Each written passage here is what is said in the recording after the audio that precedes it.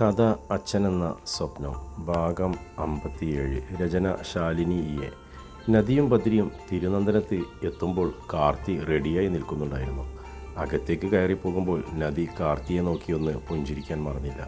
ആ നിമിഷം തന്നെ കാർത്തിയുടെ കൈകൾ നദിയുടെ ശിരസിലൂടെയൊന്ന് തഴുകിപ്പോയി. കുളിർന്ന മനസ്സുമായാണ് നദി മഹാദേവൻ്റെ മുൻപിലെത്തിയത്. അയാൾ കുളിയെല്ലാം കഴിഞ്ഞ് വീണയിലൊരു കീർത്തനം ചെയ്യുകയായിരുന്നു. എങ്ങനെയുണ്ട് മാഷേ, ഭേദായോ? അങ്ങനെ ചോദിച്ചും കൊണ്ട് അവൾ അടുത്തേക്ക് ചെന്നതും അയാൾ വീണ മാറ്റിവെച്ച് അവളുടെ മുഖത്തേക്ക് നോക്കി പുഞ്ചിരിച്ചു. എൻ്റെ നദിയുടെ ചുക്ക് കഷായം അടിപൊളിയല്ലേ? പറഞ്ഞ പോലെ പനി പമ്പ കടന്നു. അവൾ കുനിഞ്ഞ് അയാളുടെ കാൽക്കൽ നമസ്കരിച്ചതിന് ശേഷം മുൻപിൽ ചമ്രം പടിഞ്ഞിരുന്നു. അടുത്തയാഴ്ച പുതിയ സിനിമയിലേക്കുള്ള ഗാനങ്ങളുടെ റെക്കോർഡിംഗ് നടക്കുകയാണ്. അതിൽ ഒരു പാട്ട് നദിയെക്കൊണ്ട് പാടിച്ചാലോ എന്നുണ്ട് എനിക്ക്. അയ്യോ വേണ്ട സാർ, ഞാൻ പറഞ്ഞില്ലേ ഞാൻ പാടാനൊന്നുമില്ല. അവൾ പെട്ടെന്ന് തന്നെ പറഞ്ഞു. മോൾ എന്തിനാ പേടിക്കുന്നത്? ഞാൻ കമ്പോസ് ചെയ്തു വെച്ച വരികളാണ്, നീ ഇതൊന്ന് നോക്കൂ. അയാൾ നീട്ടിയ കടലാസ് അവൾ വാങ്ങി അതിലെ വരികളിലൂടെ അവളുടെ മിഴികൾ ഓടിക്കൊണ്ടിരുന്നു. മനോഹരമായ വരികളാണ്. അതെല്ലാം അവൾക്ക് ഒത്തിരി ഇഷ്ടമായി. അതിൻ്റെ ലിറിക്സ് പാടി നോക്കൂ, ഞാൻ സഹായിക്കാം. മഹാദേവൻ ഹാർമോണിയം എടുത്ത് മുന്നിലേക്ക് വെച്ചു. ഹാർമോണിയത്തിൽ ശ്രുതിയിട്ടും കൊണ്ട് അതിലെ ആദ്യ വരി പാടി. ഇനി പാടി നോക്കൂ. ഇടയ്ക്ക് ഒന്ന് രണ്ടിടത്ത് പ്രശ്നം വന്നെങ്കിലും ആ വരി അവൾ മനോഹരമായി തന്നെ പാടി. അരമണിക്കൂറിനുള്ളിൽ അയാൾ പാടിക്കൊടുത്തതുപോലെ തന്നെ അയാൾ വിചാരിച്ചതിലും ഭംഗിയായി അവൾ ആ ഗാനം പാടി. ആ നിമിഷം അയാളുടെ കണ്ണുകളിൽ നക്ഷത്രത്തിളക്കം ഉണ്ടായിരുന്നു. തൻ്റെ മകൾ ഒട്ടും മോശമല്ല എന്ന കുഞ്ഞി അഹങ്കാരവും.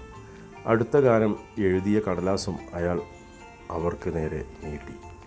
ഇതിലെ മെയിൻ വോയിസ് ബദ്രിയുടേതാണ്, അത് ഞാൻ പാടാം. ഫീമെയിലിൻ്റെ മോളൊന്ന് നോക്കൂ. അതും നേരത്തെ പോലെ തന്നെ വളരെ പെട്ടെന്ന് മഹാദേവൻ ആഗ്രഹിച്ച രീതിയിൽ തന്നെ നദി പാടി. അയാളുടെ ഹൃദയം പേറിയത് എത്ര വലിയ സന്തോഷമായിരുന്നു എന്ന് അയാൾക്ക് തന്നെ പറയാൻ അറിഞ്ഞുകൂടാ. മോൾക്കിന്ന് കോളേജിൽ പോകണോ? കോളേജിലും ഓഫീസിലും ഇന്ന് ലീവ് എടുത്തുകൂടെ? ഹാർമോണിയപ്പെട്ടി മാറ്റിവെച്ചുകൊണ്ട് അയാൾ അവളുടെ മുഖത്തേക്ക് നോക്കി. ഞാനിന്ന് എവിടെയും പോകുന്നില്ല മാഷേ, ഇന്ന് ഫുൾ ടൈം ഇവിടെ സ്പെൻഡ് ചെയ്യാൻ തീരുമാനിച്ചു. അയാളുടെ കണ്ണുകളിൽ സന്തോഷത്തിൻ്റെ തിരയിളക്കം. എങ്കിൽ ഉച്ചയ്ക്ക് നമ്മൾ ഒരുമിച്ചിരുന്ന് ഊണ് കഴിച്ചിട്ട് നദി മുൻപ് പറഞ്ഞതുപോലെ നമുക്ക് മാത്രമായി ഒരിടം വരെ പോകാം.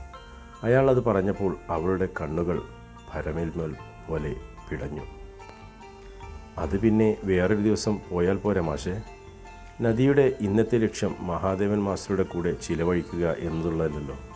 അവളുടെ ലക്ഷ്യം നിറവേറണമെങ്കിൽ ഇന്നത്തെ ദിവസം തിരുനന്തനത്ത് നിൽക്കണം. കാർത്തി ഇല്ലാത്ത ദിവസമായതിനാൽ അവൾ ഇന്ന് അതീവ സന്തോഷത്തിലാണ്. വേറൊരു ദിവസം അല്ല, നമുക്ക് ഇന്ന് തന്നെ പോകണം. ഇപ്പോൾ നമുക്ക് പോയി ബ്രേക്ക്ഫാസ്റ്റ് കഴിക്കാം. അതിനുശേഷം ഉച്ചയ്ക്ക് ഉണ്ണുന്നത് വരെ സമയമുണ്ട്. നിനക്ക് ഈ വീട്ടിൽ ഓടുകയോ ചാടുകയോ എന്ത് വേണേൽ ചെയ്യാം. 1:30 നമ്മൾ ഇവിടെ നിന്നും ഉറങ്ങും. പിന്നെ വൈകുന്നേരമേ തിരിച്ചു വരൂ. മാസ്റ്ററുടെ വാക്കുകളെ ധിക്കരിക്കാൻ അവൾക്ക് കഴിഞ്ഞില്ല. സാരമില്ല, ഉച്ചവരെ സമയമുണ്ടല്ലോ. അവൾ അങ്ങനെ ആശ്വസിച്ചു. രാമേട്ട, ഇന്ന് ഉച്ചയ്ക്ക് ഊണിന് നദിയും ഇവിടെ ഉണ്ടാകും. സ്പെഷ്യൽ എന്താണെന്ന് വെച്ചാൽ തയ്യാറാക്കിക്കോളൂ.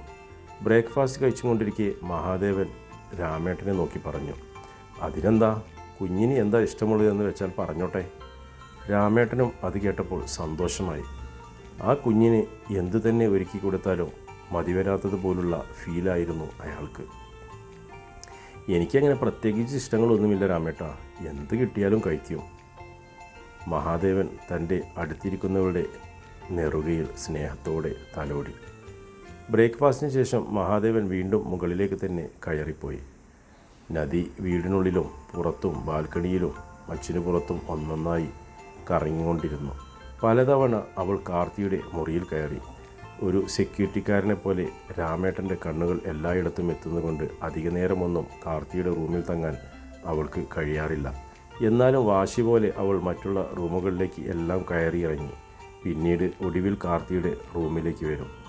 ഇതെന്താ നദിക്കുഞ്ഞെ, എന്തോ തിരയുന്നത് പോലെ ഉണ്ടല്ലോ? ഒരു വേള അയാൾ അവളോട് അങ്ങനെ ചോദിക്കുകയും ചെയ്തു. പെട്ടെന്നൊന്ന് പതറിപ്പോയെങ്കിലും അധികം വൈകാതെ തന്നെ അവൾ സമചിത്തത വീണ്ടെടുത്തു. എന്ത് തിരയുന്നു? ഞാൻ ഞാൻ വെറുതെ എല്ലായിടത്തും ഒന്ന് നോക്കിയതല്ലേ, ചുമ്മാ കാണാൻ. ഒന്ന് മൂളിക്കൊണ്ട് അയാൾ കിച്ചണിലേക്ക് നടന്നു. ഉച്ചയ്ക്ക് മുമ്പ് തന്നെ അവൾ വിചാരിച്ചതെന്തോ അത് അവളുടെ കയ്യിൽ കിട്ടിക്കഴിഞ്ഞിരുന്നു. ആരും കാണാതെ തന്നെ അവൾ അത് സ്വന്തം ബാഗിലേക്ക് മാറ്റിവെച്ചു. വിഭവസമൃദ്ധമായ സദ്യയായിരുന്നു ഉച്ചയ്ക്ക്. 2 തരം പായസവും കൂട്ടി ഇല ഇട്ടിട്ടുള്ള സദ്യ. നദി ഓരോ കറിയും നന്നായി ആസ്വദിച്ചു തന്നെ കഴിച്ചു. ഇടയ്ക്ക് എപ്പോഴോ ഒരു ഉരുളച്ചോറ് മഹാദേവൻ അവളുടെ നേർക്ക് നീട്ടി. അയാളുടെ മുഖത്തേക്കും ആ ഉരുളച്ചോറിലേക്കും മാറി മാറി നോക്കവേ അവളുടെ മിഴികൾ നിറഞ്ഞു തുടങ്ങി.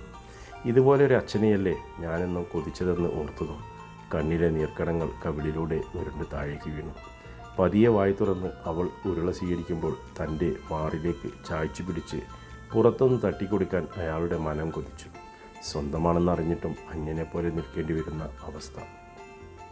ഭക്ഷണം കഴിച്ചു കഴിഞ്ഞ് നദി ഒന്ന് വിശ്രമിക്കുമ്പോഴേക്കും മഹാദേവൻ ഡ്രസ്സ് മാറി വന്നു കഴിഞ്ഞിരുന്നു.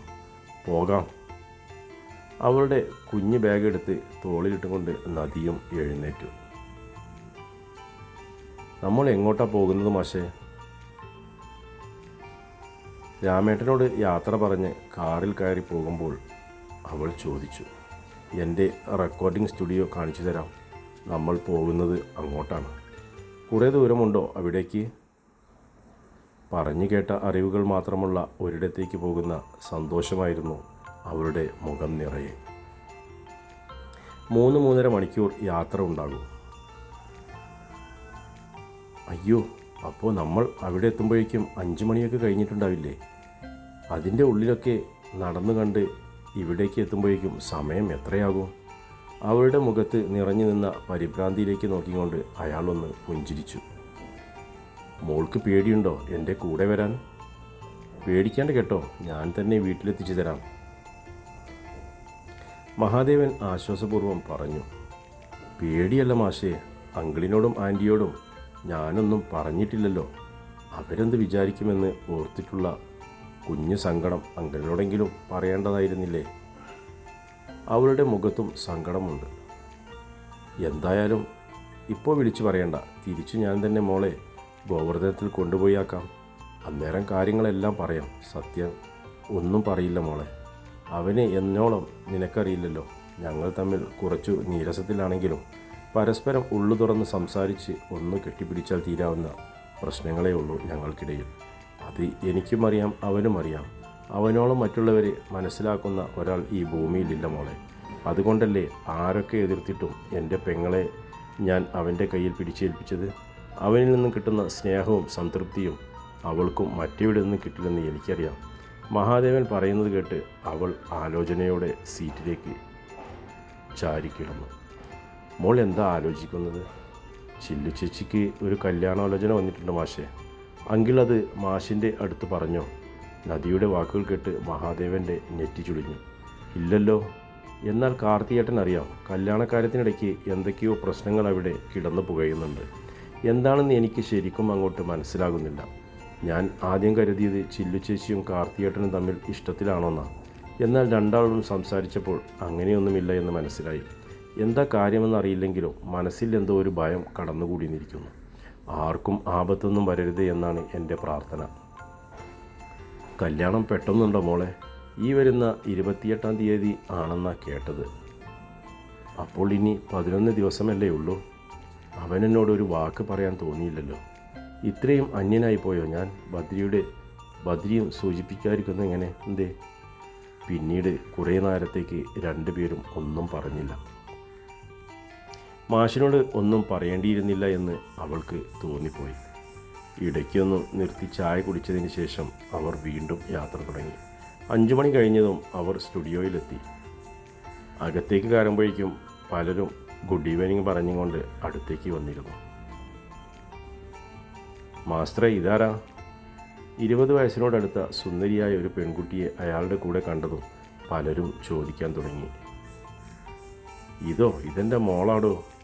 ചോദിക്കുന്നവരോടെല്ലാം മഹാദേവൻ മാസ്റ്റർ അങ്ങനെ തന്നെ പറഞ്ഞു. അയാൾക്ക് അങ്ങനെ ഒരു മകൾ ഇല്ലെന്ന് അറിയാവുന്നവർ എല്ലാം അയാൾ മകളായി സ്നേഹിക്കുന്ന കുട്ടിയാണ് അതെന്ന് ഉറപ്പിച്ചു. ഡാനി, മ്യൂസിക് റെഡിയല്ലേ? Yes master. ഡാനി എവിടെ നിന്നോ ഓടി വന്നു നീട്ടി വളർത്തിയ മുടി ബാക്കിൽ കെട്ടിവെച്ച് വെളുത്ത കുലുന്നിനെയുള്ള 10-30 വയസ്സ് പ്രായം വരുന്ന ഒരു ചെറുപ്പക്കാരൻ. ക്ലീൻ ഷേവ് ചെയ്ത മുഖം. മഹാദേവൻ നദിയെ ഒരു മുറിക്കുള്ളിലേക്ക് കൊണ്ടുപോയി. അത് അവൾ സിനിമകളിൽ മാത്രം കണ്ട ഒരു മുറിയായിരുന്നു. ഭയം കലർന്ന ഒരു വികാരം അവളുടെ മുഖത്ത് ആ നിമിഷം പ്രത്യക്ഷപ്പെട്ടു. അത് മനസ്സിലാക്കിയെന്നോണം അയാൾ അവളുടെ കൈകളിൽ മുറുകെ പിടിച്ചു. കാലത്ത് പാടിയ പാട്ടിൻ്റെ വരികൾ എഴുതിയ കടലാസ് അയാൾ അവളുടെ കയ്യിൽ പിടിപ്പിച്ചു. ധൈര്യമായി ലിറിക്സ് പാടൂ. അയാൾ മോണിറ്റർ ഹെഡ്ഫോൺ എടുത്ത് അവളുടെ ചെവിയിലേക്ക് വെച്ചു കൊടുത്തു. അയാൾ തമ്പ് ആപ്പ് കാണിച്ച് പുറത്തേക്ക് നടന്നു. ഗ്ലാസിന് അപ്പുറം നിന്ന് സൗണ്ട് എഞ്ചിനീയർ കൈ ഉയർത്തി സിഗ്നൽ നൽകി. കൺസോളിന് മുന്നിലിരുന്നവൻ മൈക്ക് ഓൺ ചെയ്തു. Ready, rolling and Singh. അയാൾ പറഞ്ഞതും അവൾ നോക്കിയതുകൊണ്ട് എഞ്ചിനീയറുടെ പിന്നിലിരിക്കുന്ന മോണിറ്റർ ഹെഡ്ഫോൺ തലയിൽ വെച്ച മഹാദേവൻ്റെ മുഖത്തേക്കാണ്. അയാൾ പേടിക്കേണ്ട തുടങ്ങിക്കോ എന്ന് ആംഗ്യം കാണിച്ചതും അവൾ പാടി തുടങ്ങി. കേട്ടുനിന്നവരെല്ലാം ഒരു മാസ്മരിക വലയത്തിൽപ്പെട്ട് നിൽക്കുകയാണ്. ഇത്രയും മനോഹരമായ സ്വരത്തിൽ ഒരു തെറ്റും പറയാനില്ലാതെ പാടിയ ഒരാൾ പാടുന്നത് അവർ ആദ്യമായി കേൾക്കുകയാണ്. പാടിത്തീർന്നതും അവിടെ കയ്യടി ഉയർന്നു. എക്സലൻ്റ് നദി, കൺട്രോൾ റൂമിലേക്ക് വരൂ. മൈക്കിലൂടെ ഒഴുകിയെത്തിയ സ്വരം കേട്ട് അവൾ മോണിറ്റർ ഹെഡ്ഫോൺ ഊരിവെച്ച് ഗ്ലാസ് ഡോറിന് പുറത്തേക്ക് നടന്നു. അവളെ കണ്ടതും മഹാദേവന് പറഞ്ഞറിയിക്കാൻ പറ്റാത്ത സന്തോഷമുണ്ടായി. കെട്ടിപ്പിടിച്ച നെറുകയിൽ ഒരു മുത്തം കൊടുത്ത മഹാദേവൻ വാത്സല്യം കൊണ്ട് അയാളുടെ കണ്ണുകൾ നിറഞ്ഞുപോയി. എല്ലാവരും അഭിനന്ദനങ്ങൾ പറഞ്ഞപ്പോൾ അവളിൽ ആത്മവിശ്വാസം 10 മടങ്ങ് വർദ്ധിച്ചു. പിന്നീട് അവൾ പാടിയത് കറക്റ്റായി റെക്കോർഡ് ചെയ്തു. അതിനുശേഷം ബദ്രിയോടൊപ്പം പാടേണ്ട പാട്ടിൻ്റെ വരികളും അവൾ തന്നെ പാടി. പാടിയതെല്ലാം പിന്നെയും പിന്നെയും കേട്ടയാൾ ശരിവെച്ചു. ഒന്നും പറയാനില്ല, തൻ്റെ മോളാണെന്ന് അവൾ തെളിയിച്ചു കഴിഞ്ഞു. മടക്കയാത്രയിൽ സന്തോഷം നിറഞ്ഞ ഒരു പുഞ്ചിരി അവളുടെ മുഖത്ത് വിടർന്നിരുന്നു. അന്നേരം അമ്മയുടെ വിലക്കുകളൊന്നും അവളുടെ ഓർമ്മയിൽ ഏഴായാലത്ത് പോലും എത്തി നോക്കിയില്ല. തുടരും കഥയുടെ അടുത്ത ഭാഗം നാളെ ഇതേ സമയം.